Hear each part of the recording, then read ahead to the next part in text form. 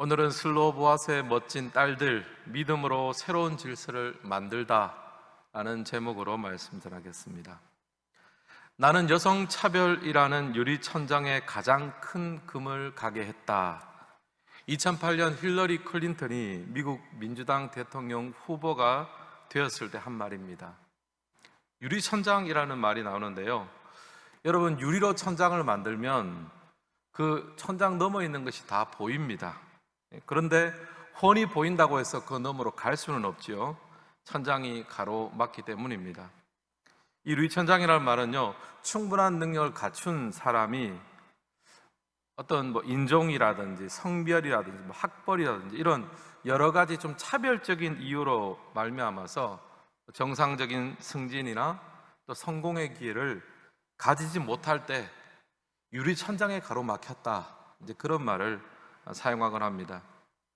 오늘 이 말씀 가운데 보면 슬로보아스의 딸들이 이제 그 당시에 유리천장을 깨는 그런 장면이 나오는데요, 시기적으로 보면 이제 이스라엘 백성들이 가나안 땅에 들어가기 바로 직전입니다.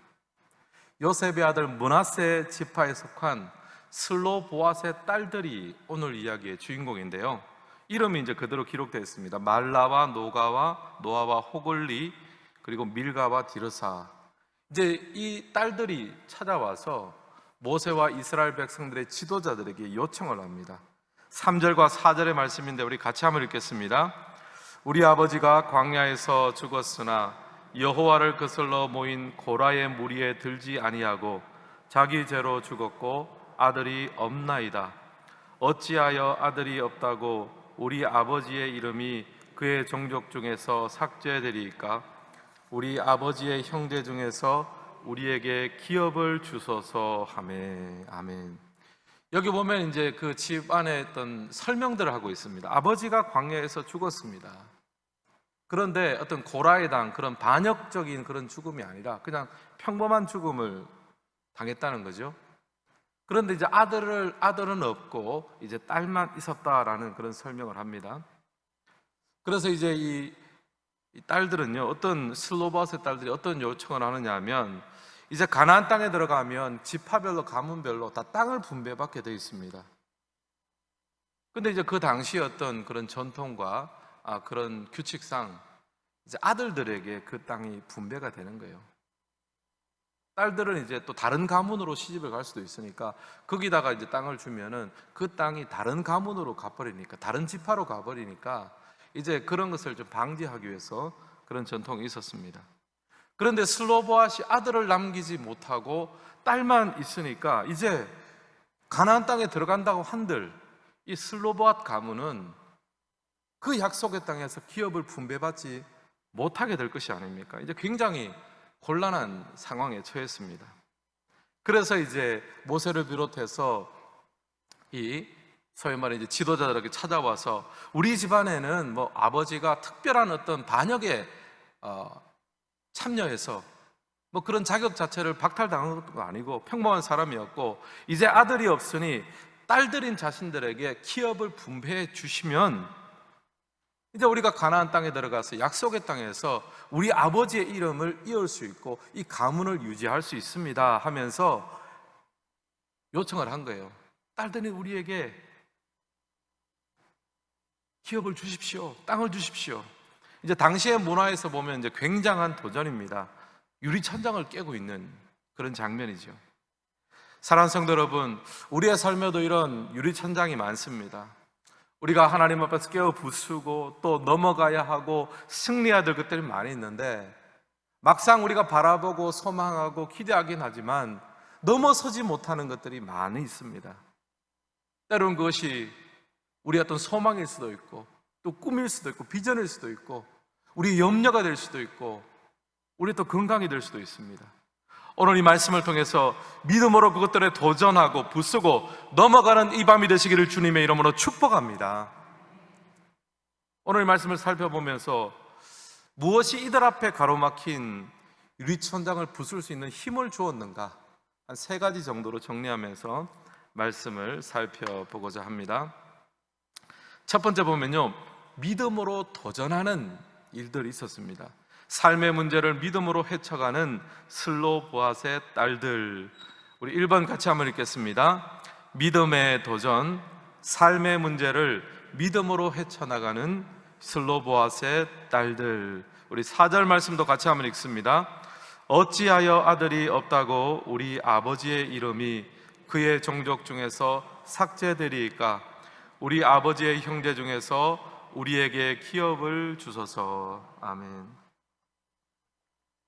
여기 보면 슬로보앗의 딸들의 요청이 구체적으로 나옵니다. 아버지 몫의 기업을 우리들에게 허락해 주십시오. 그 이야기를 합니다. 제가 이 말씀을 좀 묵상하면서 한 가지 좀 도전받은 사실이 있습니다. 뭐냐 하면은 이 슬로보앗의 딸들이 가진 믿음이에요. 사실 이스라엘 백성들 아직 가나안 땅에 들어가지 못한 상황입니다. 게다가 가장인 아버지는 죽었고 집안을 열 아들은 없습니다. 막막한 상황이죠. 아무것도 결정된 것이 없습니다.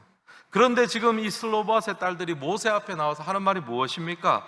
이미 가나안 땅을 다 정복하고 땅 분배하는 문제를 이야기하는 거예요.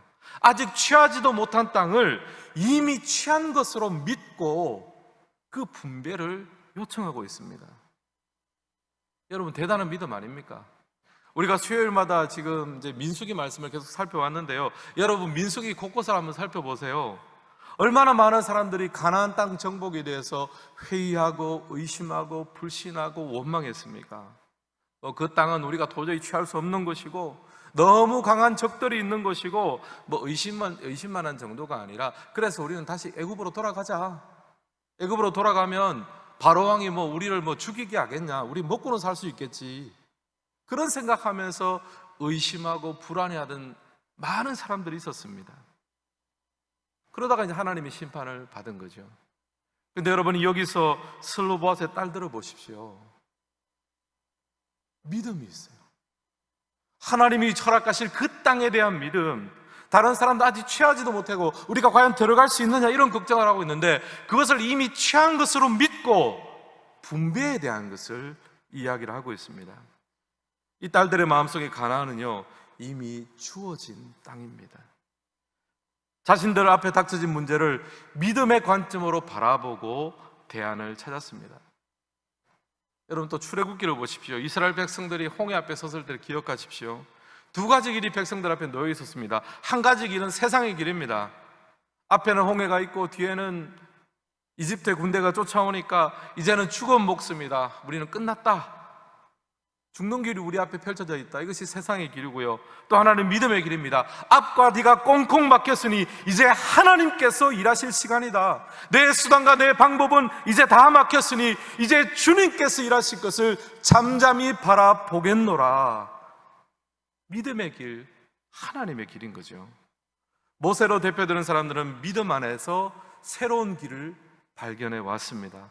여러분, 여기서 슬로보앗의 딸들도 마찬가지죠. 만약에 실망하려면 얼마든지 실망할 수 있는 그런 장면입니다. 우리 집은 왜 이래? 아버지는 일찍 죽고 또 아들 형제도 없어서 그나마 약속받았던, 그나마 보장받았던 그 땅도 기업으로 이을 수가 없게 되니까 이제 우리 가문은 여기서 끝나는구나. 소망이 없구나. 여러분, 그 슬로보앗의 딸들이 가나안 땅을 생각할 때마다 어떻게 생각했겠습니까? 다른 사람들은 핑크빛에 그냥 가서 진짜 어떻게 정말 그 안에서 우리가 펼쳐질 삶을 계획하고 있는데, 슬로보앗의 딸들은요, 소망이 없어요. 다른 사람들은 기뻐하고 감사할 그 모든 조건들이 슬로보앗의 딸들에게는요, 자기 게 아니에요. 내가 누리지 못할 것이라고 생각하는 거예요. 그러나 여러분, 그 안에서 슬로보앗의 딸들이 택한 것은 믿음의 선택이었습니다. 내가 가진 방법이 없으니 하나님께서 일하실 것을 믿습니다. 그러므로 모세에게 나가서 그 땅을 이제 우리한테 좀 주십시오. 믿음의 길을 선택한 것이죠. 사랑하는 성도 여러분, 우리 삶에 찾아오는 많은 문제와 염려와 근심들이 있습니다. 여러분, 믿음의 관점으로 바라보고 헤쳐나가시기를 주님의 이름으로 축복합니다. 저도 자녀들이 이제 좀 하나씩 커가고 이제 사춘기를 접어들고 또 사춘기를 넘어서고 이렇게 하니까 이제 생각이 좀 바뀌어지는 부분이 있습니다. 아이들이 좀 어렸을 때는 공부를 좀 더 잘했으면 좋겠고 또 더 좋은 꿈과 비전을 가졌으면 좋겠고 뭐 이런 마음들이 컸는데 이제 자녀를 기르다 보니까 요즘 제일 드는 생각은 예수 잘 믿었으면 좋겠다. 애들이 예수 잘 믿었으면 좋겠고 하나님 안에서 행복한 뭐 가진 것이 얼마 됐든 뭐가 얼마 됐든 하나님 안에서 좀 행복한 자족하고 행복한 삶을 살았으면 좋겠다. 그런 생각을 합니다. 그게 끝이에요. 사실 끝은 아니고 한 가지 더 묻습니다. 거기다가 슬로보아스의 딸과 같이 정말 믿음의 사람 만나서 아름다운 가정을 이루면 좋겠다. 여러분 혹시 주위에 슬로보아스의 딸과 같은 사람이 있으면 저한테 좀 소개시켜 주십시오. 대신에 한 10년 기다려야 됩니다. 애가 좀 커야 되니까 한 10년 기다려야 됩니다. 사랑하는 성도 여러분, 참 우리가 살아가면서 또 가정이나 직장이나 교회나 우리의 인간관계나 여러분 어려움이 없을 때가 어디 있습니까? 염려가 없을 때가 어디 있습니까? 여러분 그러나 그때마다 슬로보아스의 딸들처럼 염려와 낙심으로 좌절하는 것이 아니라 믿음의 관점으로 바라보고 선취하며 하나님을 바라보며 일어서는 여러분 되시기를 주님의 이름으로 축복합니다. 두 번째는요, 성숙한 리더십이 있었습니다. 하나님 앞에 질문하는 모세. 우리 2번 같이 한번 읽습니다. 성숙한 리더십, 하나님께 질문하는 모세. 두 번째는 모세의 성숙한 리더십이 있었습니다. 이 리더십이 있었기 때문에 슬로보아스의 딸들이 유리천장을 뚫고 하나님의 은혜를 누릴 수가 있었어요.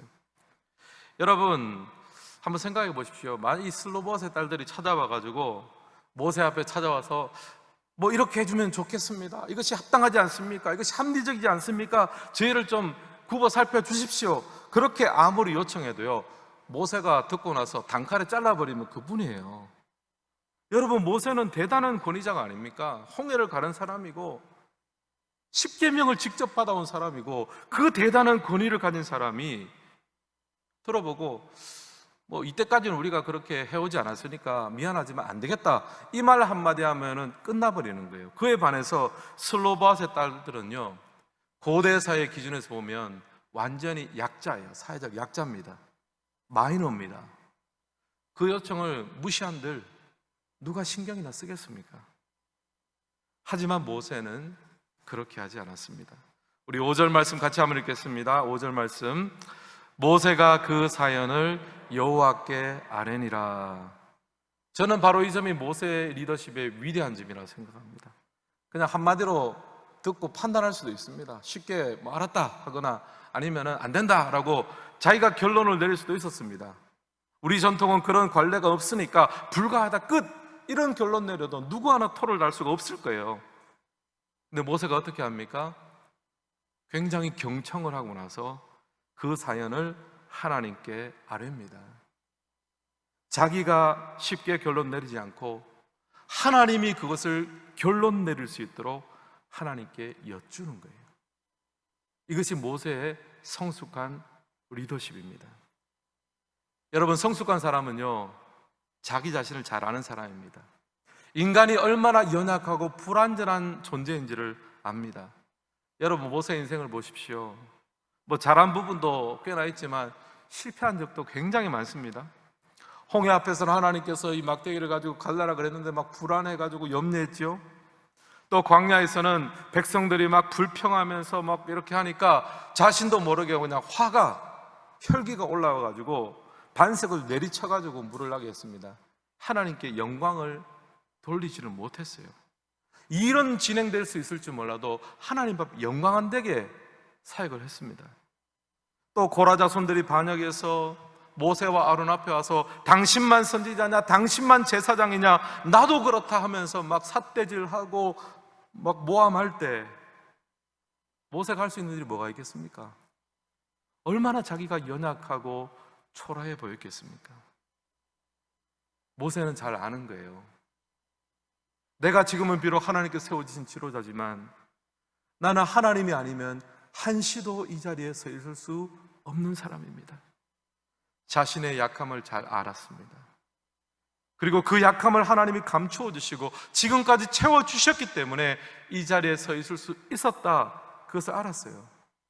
그래서 모세가 약자들의 사연에 귀를 기울일 수 있었습니다. 무시해도 아무런 문제가 생기지 않는데 그런 사람, 그런 사안에 대해서 마음을 씁니다. 그리고 하나님께 여쭙니다. 스스로 결론 내리지 않고 하나님께 아뢰입니다. 여러분, 이것이 성숙한 리더십입니다. 만약 모세가 막 급하고 자기 확신이 가득하면요, 슬로보아스의 딸들은 성경에 기록되지 못했습니다. 이런 아름다운 규례와 율법도 만들어지지 못했을 것입니다. 사랑하는 성도 여러분, 하나님께서 세우신 자리에서 성숙을 배워가시기를 주님의 이름으로 축복합니다. 우리가 가정에서는 부모로서 또 자녀로서 성숙을 배워가고, 또 교회에서는 목사와 장로와 권사와 집사로서 우리가 성숙을 배워가기를 원합니다. 여러분, 성숙이라는 것은 쉽게 자기 확신에 빠지지 않는 거예요. 자꾸 하나님 앞에 여쭤보는 겁니다. 내가 결론 내는 게 너무 저기 눈앞에 있을지라도 하나님께서 어떤 결론을 주실지 여쭙고 기도하고 기다리는 것이 성숙한 사람입니다. 그렇게 하지 않으면 모세가 젊었을 때 범했던 잘못을 그대로 막 범하는 거예요. 막 사람을 죽이기도 하고 살리기도 하고 막 그런 것이 그대로 이어지는 것입니다. 사랑하는 성도 여러분, 제가 여러분께 이 밤에 묻습니다. 여러분, 성숙한 삶을 살고 계십니까? 바꿔서 이렇게 물을게요. 그렇게 물으면 굉장히 부담스러운 질문이니까, 여러분 하나님 앞에 묻는 삶을 살고 계십니까? 여러분은 기도하는 사람입니까? 그 기도의 방식이 새벽의 기도가 되었든지, 아니면 일터에서의 기도가 되었든지, 아니면 저녁에 조용하게 하나님 앞에 기도하는 시간이 되었든지, 여러분만의 기도의 시간과 장소가 있기를 주님의 이름으로 축복합니다.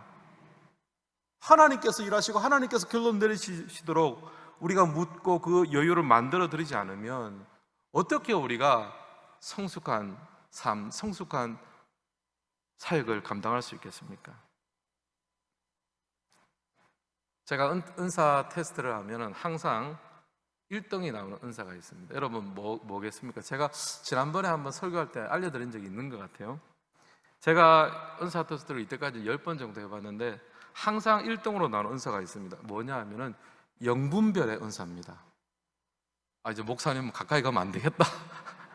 그런 류의 영분별은 아니고요. 영분별의 은사라는 것은 선과 악을 분별하는 것입니다. 하나님이 기뻐하는 것과 기뻐하지 않는 것, 또 어떤 의견이 하나님으로부터 왔는지 아니면 저 사람의 계산과 판단으로부터 왔는지 본능적으로 깨닫게 되는 거예요. 그래서 목회할 때 굉장히 도움이 됩니다. 왜냐하면 비교적 바른 판단을 빠르게 할 수 있습니다. 근데 제가 목사 안수 받고 지난 우리 교회에서는 제가 한 5년간이지만 안수를 받고 나서 한 20년 정도 여러 교회에서 사역을 하면서 느낀 것이 있는데, 여러분, 은사라는 것은 하나님이 사용하라고 주신 칼이에요. 근데 칼은 기본적으로 칼집에 꽂혀 있어야 됩니다. 칼은 꼭 필요한 순간에만 칼집에서 나와야 돼요. 그래서 여러분, 은사의 덕목 중에 하나가 절제입니다. 절제된 상태에서 꼭 필요한 순간에 사용이 되어야 되는데, 만약 하나님이신 은사와 재능과 열정이 절제되지 않고 내가 원하는 때 내가 원하는 방식으로 계획서 사용이 되면 여러분, 그 은사는 칼집 없는 칼이 되고 맙니다. 사람들을 찌르고 가정과 교회를 힘들게 합니다. 그러면 그 은사가 언제 발현돼야 됩니까? 그 칼이 언제 칼집에서 나와야 됩니까? 그 타이밍이 언제입니까? 오늘 말씀에 나오는 것처럼 모세가 그 사연을 여호와께 아뢰니라. 하나님 앞에 아뢰고, 아무리 내 생각과 내 판단이 직설적으로 생각이 되더라도 잠깐 절제하면서 하나님께 아뢰보고 주님께서 어떤 결론을 주시는지를 묻는 자에게 그 확신과 그 하나님의 일하심에 대한 확신이 있을 때 사용하는 것이 바로 참된 은사자의 자세입니다. 그 사람이 바로 성숙한 지도자입니다. 모세가 그랬죠. 모세가 일을 하려면 얼마나 많이 했겠습니까? 그러나 슬로보아스의 딸의 이야기를 듣고 바로 사용하지 않아요. 그 결정권이라는 칼을 바로 사용하지 않습니다. 하나님 앞에 여쭈고 하나님의 결론을 듣고 그것을 사용하는 것이죠. 사랑하는 성도 여러분, 하나님께서 여러분의 허락하신 은사와 재능과 열정이 있으시죠. 여러분 그것을 어떻게 사용하고 계십니까? 칼이 칼집에 잘 보관되어 있습니까? 하나님께 묻고 여쭈면서 그 하나님의 결론이 내려질 때 그 주님의 뜻과 방식을 따라서 우리의 은사와 재능과 열정을 사용하는 우리 성도님들 되시기를 주님의 이름으로 축복합니다. 하나님께 아뢰는 것이 우리의 기도의 시간이 영적으로 칼집을 만드는 시간이에요. 여러분, 저는 개인적으로 그렇게 생각합니다. 기도하지 않는 직분자, 기도하지 않는 사람에게는 어떤 일이든 맡기면 안 됩니다. 기도하는 사람이 하나님께 영광 돌 수 있는 거예요. 여러분, 제가 오늘 이 밤에 여러분에게 도전하는 것은 여호와께 여쭙는 기도의 시간이, 그것이 여러분의 새벽이 되었던, 직장에서의 기도가 되었던, 밤에서의 기도가 되었던, 어떤 방식, 어떤 시간이 되었던 여러분의 삶의 중심에 하나님께 여쭙는 그 시간이 회복되시기를 주님의 이름으로 축원합니다. 이렇게 성숙한 리더십이 슬로보아스의 딸들의 유리천장을 깨워 주었습니다. 마지막 세 번째로는요, 은혜입니다. 열린 결론을 주시는 하나님. 우리 3번 같이 한번 읽습니다. 은혜, 열린 결론을 주시는 하나님. 민수기 27장 7절 말씀도 우리 함께 읽겠습니다. 슬로보아스의 딸들의 말이 옳으니 너는 반드시 그들의 아버지의 형제 중에서 그들에게 기업을 주어 받게 하되 그들의 아버지의 기업을 그들에게 돌릴지니라. 아멘. 여기 보면 슬로보아스의 딸들의 요청에 대해서 하나님께서 구체적으로 응답하시는 모습이 나옵니다. 딸들의 말이 옳으니 너는 반드시 그들의 아버지 형제 중에서 그들의 기업을 받게 하라. 그런 결론을 내려줍니다. 여러분, 여기 보면요, 하나님께서 가지고 있는 결론은요, 열린 결론입니다. 그 전까지는 그런 규정이 없었습니다. 그런데 하나님께서 그들의 요청을 듣고 근거가 없고 이때까지 한 적이 없으니 당장 돌아가라, 안 된다, 이렇게 말씀하지 않으세요? 하나님 열린 마음을 가지고 그들의 요청을 들으시고 거기에 열린 결론을 허락해 주셨습니다. 여러분, 율법이 형성되는 데는요, 두 가지 갈래가 있습니다. 하나는요, 하나님께서 위에서 아래로 직접 주시는 거예요. 하나님이 정해주시는 법입니다. 예를 들면 나 외에는 우상을 두지 말라, 이것은 우리가 그렇게 하기를 원합니다가 아니라 하나님 그렇게 하라고 딱 위에서 아래로 내리 꽂아주는 율법이 있습니다. 근데 또 하나는요, 사람들의 삶과 형편과 사안에 대해서 하나님의 말씀이 적용되면서 만들어지는 규례, 율법, 지혜가 있습니다. 상당수의 율법과 잠언 같은 그런 지혜서가 여기에 포함됩니다. 이것은 우리 삶 속에서 말씀이 적용되어질 때 하나로 원리, 지혜가 만들어지는 것이죠. 오늘 살펴본 슬로보아스의 딸들의 케이스가 딱 그렇습니다. 원래는 없는 규정입니다. 그런데 이 슬로보아스의 딸들의 요청을 통해서 새로운 규정이 나오게 됐습니다. 그리고 8절의 말씀을 보면 아들이 없으면 딸에게 그 기업을 돌리고 딸도 없으면 형제에게 주고, 이런 새로운, 정말 그 이스라엘 백성들의 딱 필요한 규정들이 만들어지는 것을 봅니다. 하나님이 열린 결론을 가지고 계시죠. 사랑하는 성도 여러분, 저는 이 말씀 속에서 하나님의 은혜를 발견합니다. 슬로보아스의 딸들, 그 고대 사회에서 마이너에 속한, 약자에 속한 그 부르짖음과 아픔에 하나님께서 반응해 주셨습니다. 귀를 기울여 주셨습니다. 그리고 새로운 전통과 새로운 길을 만들어 주셨습니다. 이것이 하나님의 은혜이지요. 여러분 꼭 기억하십시오. 하나님은 우리의 기도에 귀를 기울이십니다. 하나님은 우리의 작은 신음에도 반응하시는 분이십니다. 우리의 눈물에 눈물을 닦아주시는 하나님이십니다. 그래서 우리의 삶에 닫혀진 결론이 아니라 열린 결론을 만들어주시는 그 하나님을 만나시기를 주님의 이름으로 축복합니다. 그러므로 이 하나님의 은혜 보좌 앞에 우리가 나가야 되는 거예요. 슬로보아스의 딸들과 같은 마음으로 기도할 수 있습니다. 하나님의 은혜 보좌 앞에 담대히 나가 우리의 상황과 인생과 우리의 모든 문제에 대해서 인간의 눈으로 보면 이미 정해진 결론, 더 이상 할 수 없다라고 생각하지만 하나님의 일하심 앞에 이 문제와 산적한 일들에 대해서 열린 결론, 하나님의 일하심이 있게 될 줄을 믿습니다. 그 은혜가 우리를 살게 하는 거죠. 그 은혜가 우리를 숨쉬게 합니다. 그 은혜가 우리의 삶의 지경을 넓히고 우리 삶의 유리천장을 부수게 됩니다. 여러분, 오늘 밤 이 하나님의 은혜를 구하며 하나님 앞에 우리의 삶을 고백하고 기도하며 그 기도 응답받는 복된 이 밤 되시기를 주님의 이름으로 축복합니다.